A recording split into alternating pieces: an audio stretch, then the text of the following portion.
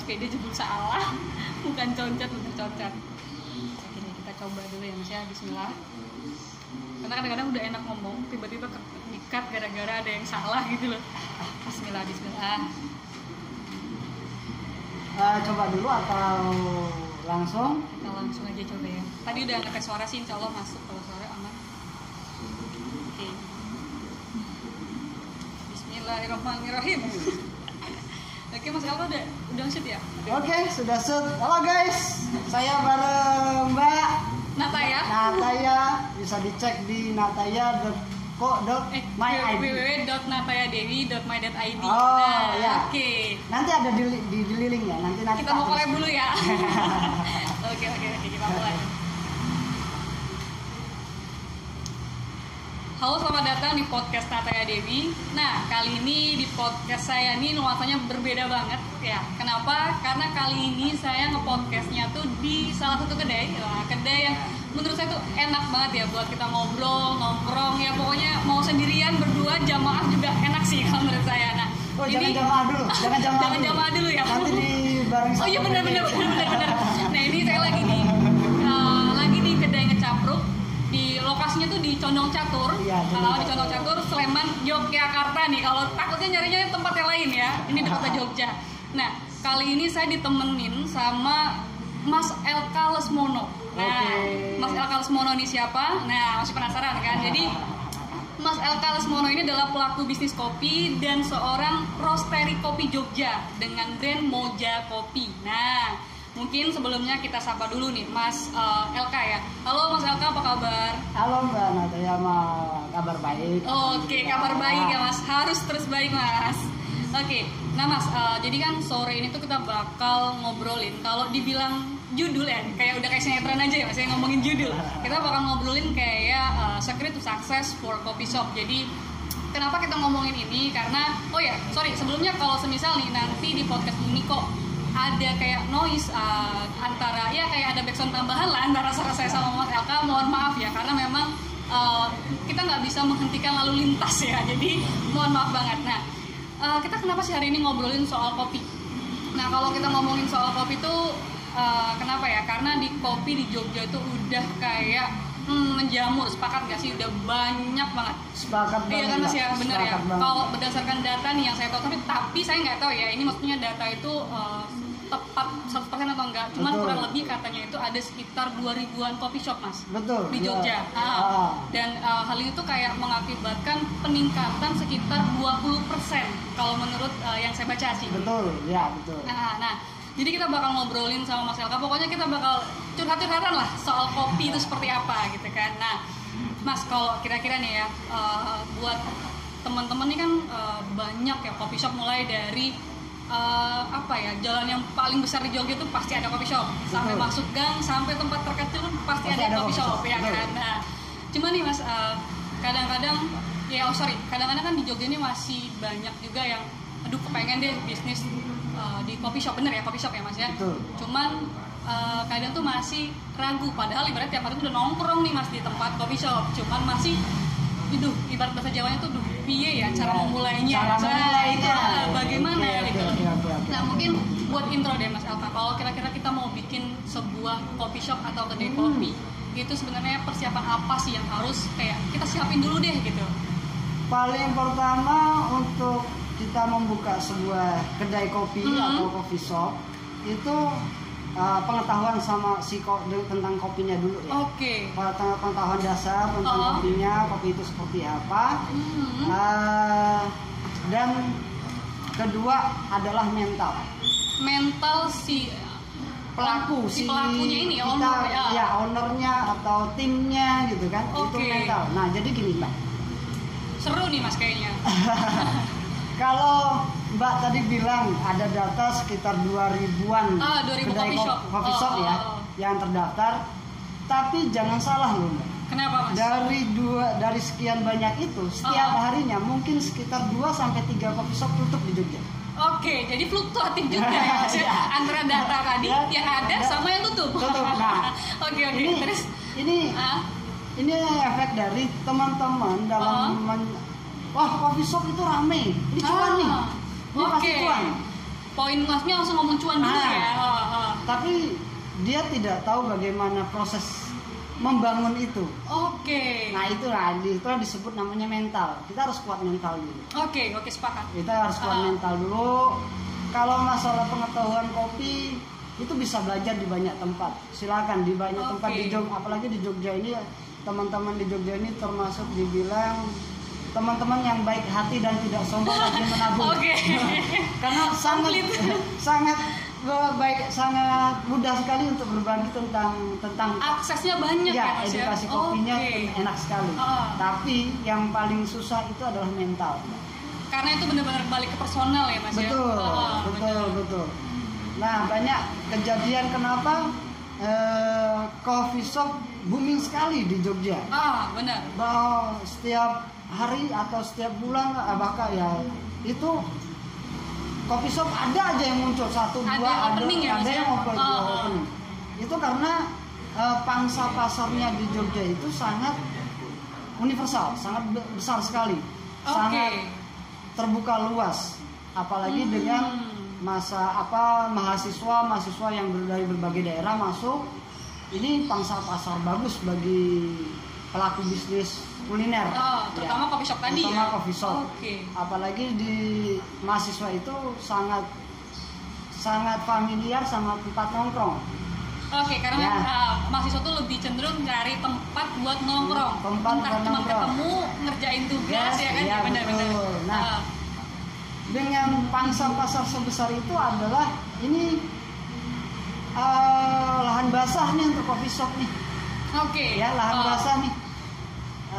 Ini nampaknya untuk cari cuan gampang sekali nih. Untuk jadi buatlah coffee shop. Tapi ini ada tapinya. Yang harus digaris bawahi ya Mas ya.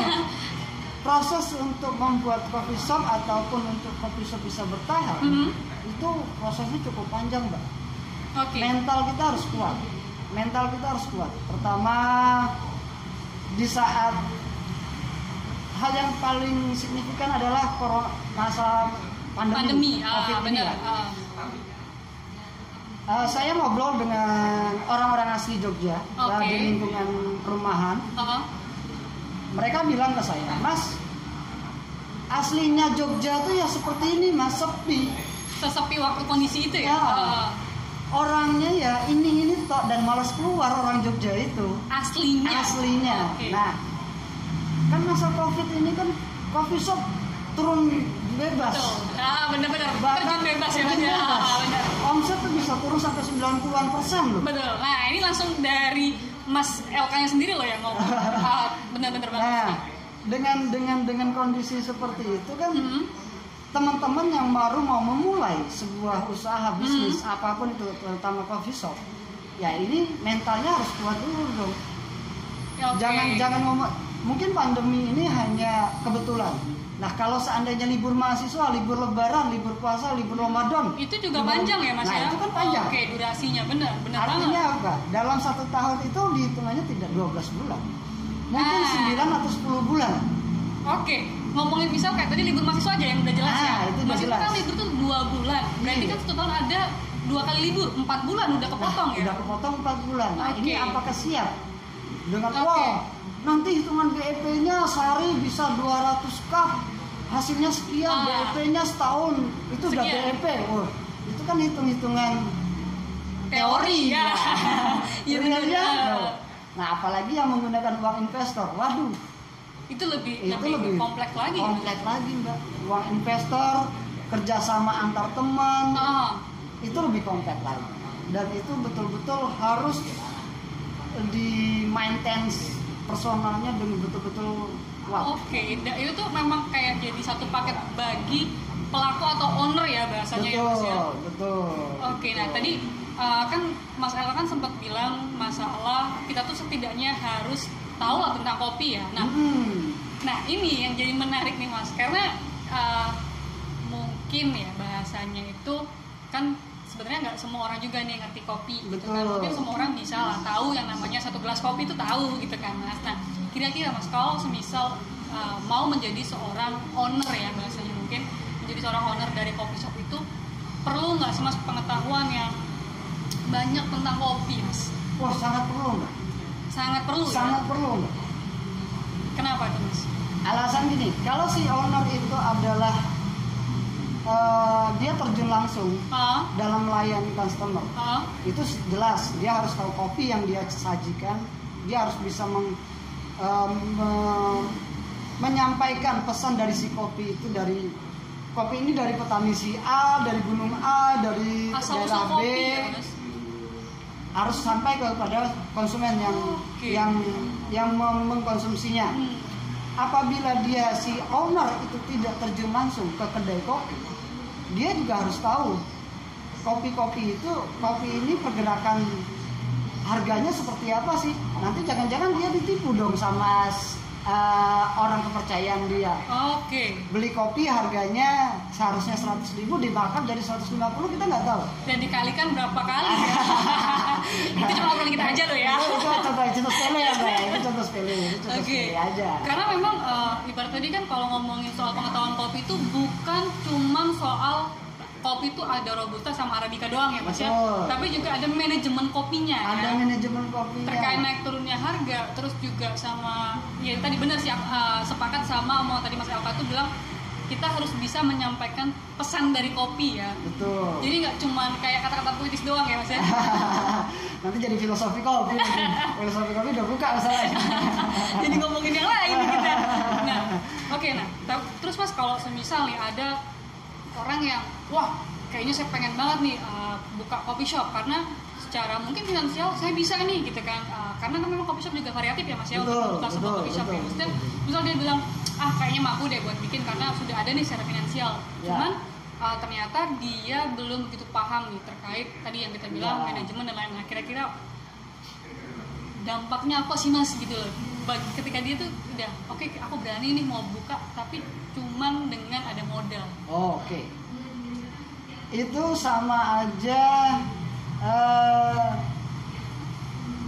dia menjatuhkan diri dia ke jurang. Artinya dia tidak tahu manajemen, dia tidak tahu jenis apa edukasi tentang kopinya. Tahu-tahu dia terjun ke dunia itu. Misalnya gini deh, kalau di dalam agama saya, di dalam agama saya, Nabi itu pernah bilang, Rasulullah itu pernah bilang, percayakan sesuatu hal, sesuatu bidang itu pada ahlinya. Nah, kalau seandainya Anda tidak ahli, tahu-tahu buka, kira-kira itu kan udah otomatis bunuh diri. Iya, apa yang akan terjadi? Ya, betul. Ini saya buka-bukaan aja. Ini buka-bukaan. Ini contoh kasus kayak kedai ngacapur tempat kita saat ini. Tempat kita ngobrol saat ini. Ini tempat sejarahnya, ceritanya dulu ada beberapa orang cukup punya modal untuk membuat sebuah kedai asal Bogor untuk membuka kedai di Jogja. Tapi permasalahannya mereka tidak tahu itu kedai manajemen kedai itu seperti apa. Kopi itu seperti apa. Pada akhirnya mereka pokoknya buka aja semua alat. Kata si A beli ini, beli. Kata si B beli itu, beli. Ya, jadi semuanya dituruti beli, plak, begitu buka. Dari mulai bulan pertama sampai bulan ke-6, per harinya itu rata-rata cuma 2-4 orang yang datang ke sini. Kebayang nggak kapan tuh kira-kira tuh barang uang itu balik? Sebagai modal awal ya. Sebagai modal awal. Kira-kira modal awal dia bentuk ini kalau nggak salah saya sekitar 200-an sekian juta lah. Nah, kalau seharinya cuma anggaplah 4 deh. 4 itu 100.000 deh. 4 orang 100.000 deh. 100.000, 3 juta, 100.000 30 hari berarti 3 juta. Kalau 3 juta per bulan kalikan 6 bulan cuma 18 juta. Iya benar. 1 tahun. Belum gaji orang. Dia punya karyawan gajinya juga lumayan besar. Belum pengeluaran ya yang lain-lain. Barang-barang segala macam. Itu kan sama aja bunuh diri. Nah, artinya gini, kalau siapapun berhak untuk membuka usaha apapun, bahkan coffee shop sekalipun. Benar. Tapi saran saya, modalkanlah dirimu dulu dengan kemampuan mungkin ya. Secara kemampuan selain materi ya keahlian yang cukup, kemampuan organisasi tim manajemen yang baik. Kalau itu sudah oke, silakan jalan. Itu aja. Oke. Berarti kalau semisal ya Mas, oke lah, kata tadi baru ada satu poin, baru punya dana bahasanya ya. Dana. Nah, ketika memang belum ngerti tuh manajemen dan lain-lain, berarti mungkin butuh seorang konsultan juga ya sebagai teman ngobrol. Boleh, itu cukup menjadi solusi ya. Cukup menjadi solusi untuk awal buka gitu. Tapi jangan sampai dia ketergantungan sama si konsultan. Kenapa Mas? Nah, kalau dia ketergantungan sama si konsultan, pertama kemungkinan dia akan dimanfaatkan sama si konsultan, bisa jadi kalau konsultannya kurang baik. Tanda kutip ya. Tanda kutip ya. Kedua, kalau dia ketergantungan dengan si konsultan, iya kalau konsultannya ada terus. Kalau seandainya waktunya tidak ada cukup ada waktu, dia harus sibuk sana sibuk sini. Benar-benar. Kira-kira gimana? Oke. Ya, jadi konsultan itu sebagai teman, tapi selanjutnya terserah Anda. Benar gitu ya. Betul. Nah, kalau misal Mas, kita udah masuk ke step, deh mau bikin nih, sudah ibaratnya tadi secara dana sudah ada, terus juga tempat udah ada dan segala macam udah ada. Nah, kira-kira perlu nggak sih buat nentuin segmen pasar, Mas? Kadang kan ada ada misal kafe ya yang mungkin lebih familiar sebelum ada coffee shop ya. Maksudnya kalau kafe itu kan ada yang kayak ini nih kafe buat keluarga nih, ada kafe yang benar-benar dia hidden, high class dan lain-lain kayak gitu. Nah, kalau di coffee shop sendiri perlu nggak sih kayak kita nentuin segmennya gitu? Segmented pasar sangat perlu. Bisnis apapun itu biasanya membutuhkan perlu itu. Butuh dia menganalisa atau mengkaji segmen saya ini siapa sih sebenarnya. Mahasiswa kah, orang tua kah, umur 20 sampai 30 kah, atau 30 sampai 40 kah, atau gimana? Itu semua perlu. Nah, cuman kita kalau ngomong Jogja itu sangat dimudahkan. Kenapa Mas? Sangat di Jogja presentasi anak mudanya jauh lebih besar. Iya, benar. Karena di mahasiswa tadi ya. Mahasiswa tadi. Artinya apa? Ya sudah, segmennya nggak bisa nggak bisa lenceng sana lenceng sini. Mahasiswa. Pilihannya adalah mahasiswa atau pariwisata. Kalau pariwisata harus gimana? Kalau mahasiswa seperti harus gimana? Nah, itu kan ada trik-triknya lagi. Kalau itu kita jangan bahas di sini ya. Itu nanti bisa nanti di belakang kita ngobrol ya. Berarti memang kalau di Jogja itu sangat dimudahkan karena adanya banyak mahasiswa ya. Betul. Nah, kalau semisal Mas kayak kita udah mulai segmen nih, jelas kalau di Jogja tadi adalah mahasiswa nih sebagian besar gitu kan. Ibarat yang lain itu adalah bonus ya mungkin ya. Nah, kalau semisal Mas sudah segmen udah dapat, buat nentuin lokasi atau tempat itu tuh kayak bakal ngaruh nggak sih Mas? Lokasi dan tempat di Jogja ini cukup variatif ya, istilahnya nih gini. Saya juga jujur aja ini saya juga cukup heran, cukup kaget dengan kondisi Jogja. Jogja itu di gang kayak apapun pasti ada coffee shop dan itu kadang rame. Bener Mas. Jadi kadang kalau saya ngomong, lokasinya harus strategis. Nah, lokasi strategis pun ada yang sepi. Iya, benar. Jadi saya nggak sebenarnya itu penting, tapi alangkah lebih pentingnya lagi apabila konsep dasarnya ditentukan dulu. Konsepnya, kalau konsepnya dasarnya sudah tahu, lokasi baru kita menentukan lokasi, kira-kira lokasi ini cocok nggak sama konsep yang kita bangun. Kalau nggak cocok jangan usah. Jangan kontras ya. Gitu loh maksudnya. Jadi benar. Jadi kayak tidak bisa kita mungkin mengklaim bahasanya bahwa harus di tempat strategis biar rame, enggak juga ya. Karena di Jogja itu juga ada tempat yang paling terpencil malah rame juga ya Mas ya. Benar. Contohnya Lipo Mall. Dari sekian banyak mall ya Lipo ya padahal strategis tapi di tengah kota ya. Tapi ya kita tahu lah kurang baik juga, kurang bagus juga. Nah terus Mas tadi kan Mas Elka sempat bilang masalah konsep. Nah ngomongin konsep nih Mas, sekarang tuh kan banyak ya bermunculan coffee shop yang ngeluarin konsep-konsep yang cukup unik. Ya, betul. Kalau biasa kan mungkin adalah untuk menarik teman-teman yang hobi selfie nih ya biasanya Ya, kan. Nah, betul. kira-kira kalau kita ngomongin konsep tuh penting nggak sih Mas di awal kita nentuin, wah nih kafe kayaknya bakal jadi konsep misal apa nih kayak gitu. Itu Ya. penting nggak? Ada salah kaprah dari teman-teman selama ini. Oke, nah Ini yang terjadi saat ini ya. iya. Konsep usaha Heeh. sama konsep bangunan beda nih ya. Oke. Oke. Oke. Konsep usaha sama konsep bangunan itu beda. Hmm. Jadi kebanyakan yang terjadi saat ini adalah konsep bangunan itu disamakan sama dengan konsep usaha. Oke, jadi satu ya. Iya. Oh. Oke.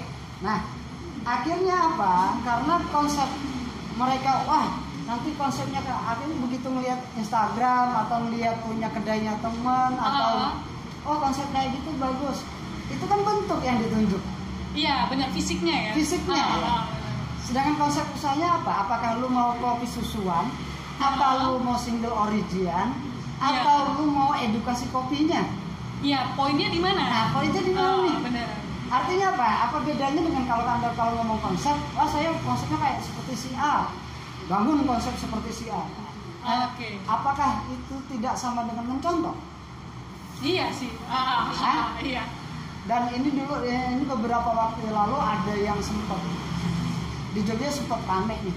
Ada teman salah satu kedai baru dia buka konsep mirip banget konsep dari sisi tempatnya itu mirip banget salah satu konsep tempat di Jakarta. Oke, beda kota doang nih ya. Cuma beda kota doang. Wah, ini jadi omongan banyak orang itu. Oke. Wah, nggak ada kreatif lah, nggak inilah, nggak itulah. Nah, ini makanya dari sekarang dibedain dulu konsep usahanya dengan konsep bangunannya. Karena itu berbeda ya. Itu sangat berbeda. Nah, permasalahan yang terjadi saat ini adalah orang-orang kebanyakan hanya melihat secara fisik. Jadi konsep fisik yang sebenarnya. Secara konsep fisik yang ditiru Oke. dia, tapi konsep dalam manajemen, dalam penentuan pasar, dalam penentuan identitas diri si kedainya itu apa, itu tidak Itu malah terlewatkan. terlewatkan. Nah, itulah kenapa banyak kedai-kedai di Jogja ini menjadi tutup, muncul, tutup, muncul.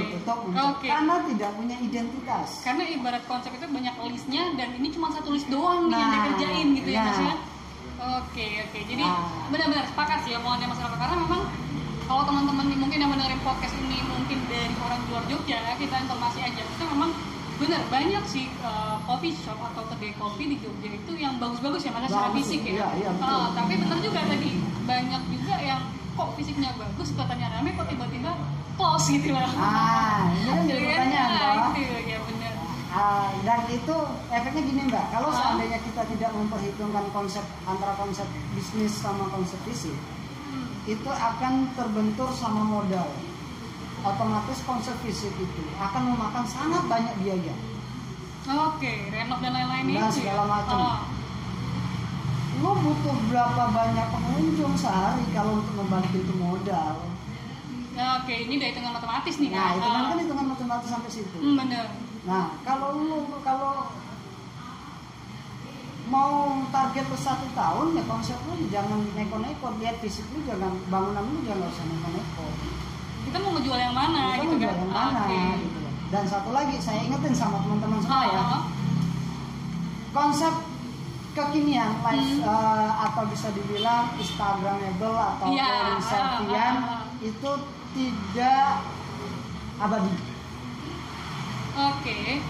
Saya gini deh, aku yakin deh, jangankan saya atau Mbak Naya upload foto track di salah satu kedai di Jogja, di coffee shop di Jogja yang oke, yang wow gitu, saya upload di Instagram sudah.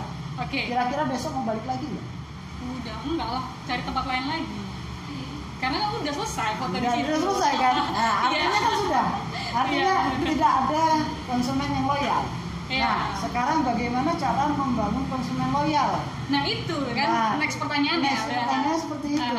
Nah itu tadi makanya dari itu ini konsep usaha, konsep bisnis itu harus matang, bukan konsep fisiknya yang matang, tapi konsep bisnisnya. Oke. Oke. Itu. Sepakat sih kalau itu. Nah ini mungkin buat kalau yang ngedengerin kebetulan juga teman-teman dari pecinta kopi juga, nah mungkin bisa nih buat sebagai apa ya, referensi pengetahuan atau ilmu mungkin ya. Boleh. Oke. Oh. Nah Mas ini kan bisa dikatakan ya dengan tadi misal data katakan 2000 lah ya coffee shop di Jogja, artinya kan pesaingnya banyak banget gitu kan. Banyak banget. Kira-kira tuh cara publikasi yang mungkin cukup efektif buat ibaratnya kan buat narik orang tuh, hey hello di sini ada coffee shop gitu. Nah mungkin seperti apa Mas yang biar kayaknya tuh oh iya ya menarik juga karena tadi kan Mas Alka bilang kan nggak cuma masalah fisik nih gitu. Nah kira-kira kalau masalah publikasinya Mas? Kalau orang goblok akan jawab gampang, tingkatkan media sosial, Instagram sama Facebook sudah. Oke. Ya, itu cara singkat ya. Goblok ya istilahnya. Nggak, tapi kalau ada strategi unik yang cukup licik menurut saya. Tapi ini licik baik, oke, nggak masalah.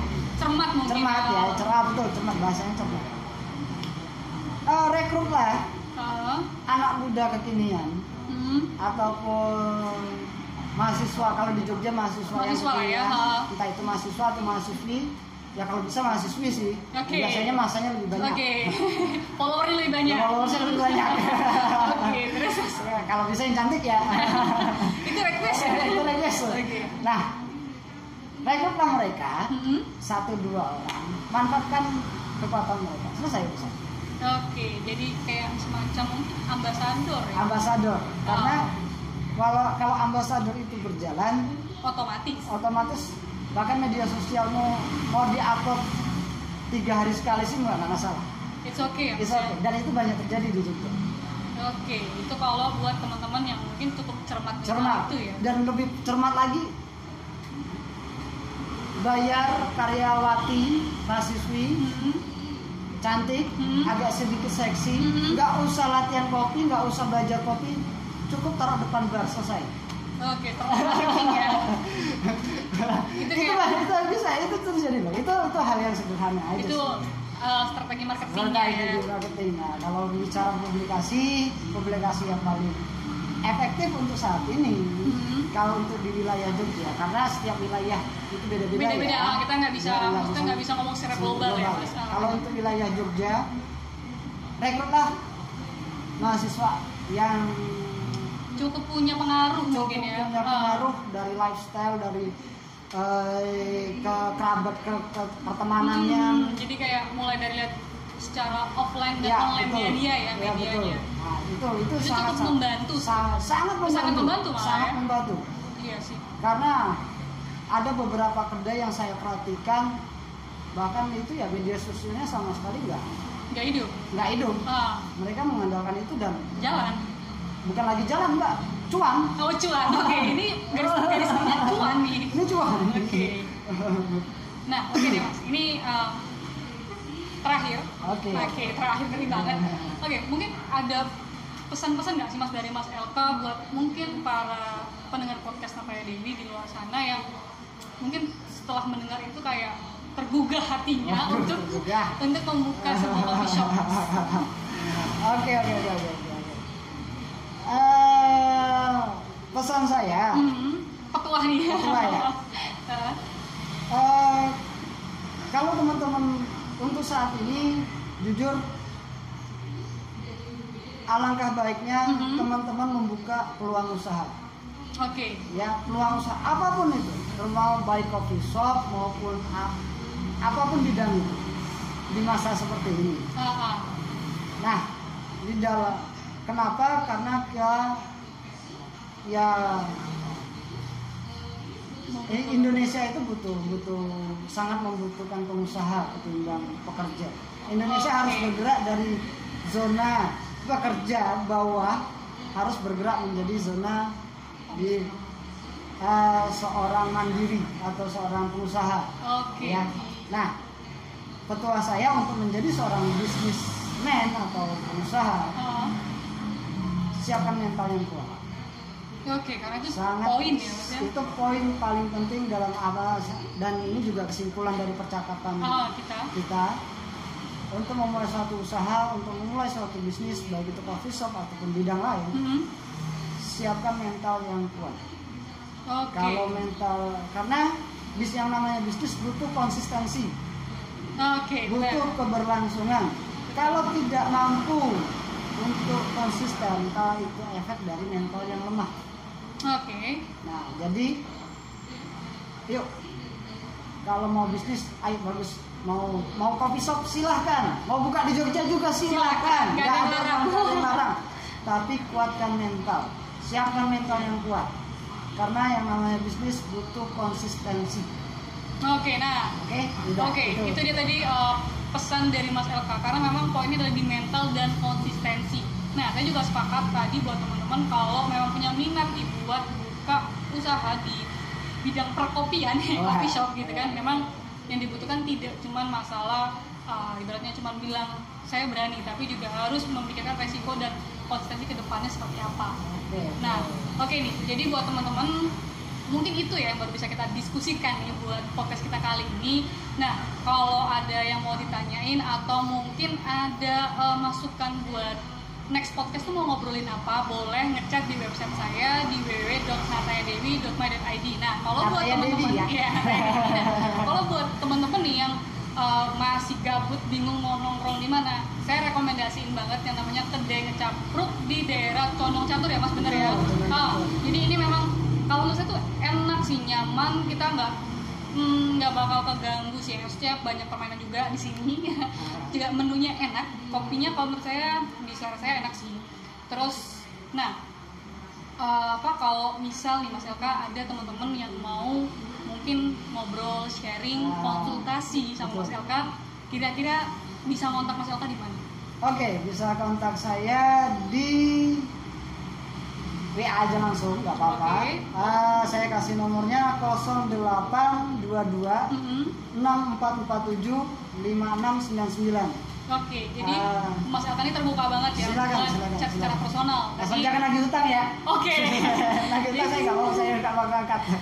Oke, jadi memang Mas Elka ini adalah seorang konsultan bisnis kopi juga. Jadi buat teman-teman yang kepengen ngobrolin soal kopi bisa langsung ngobrol secara personal. Orangnya enak sih, welcome banget.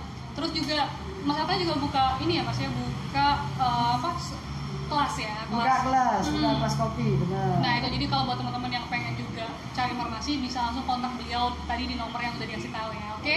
Mungkin sekian dulu podcast kita kali ini. Kita ketemu lagi di podcast berikutnya. See you and thank you. Oke. Keren sih.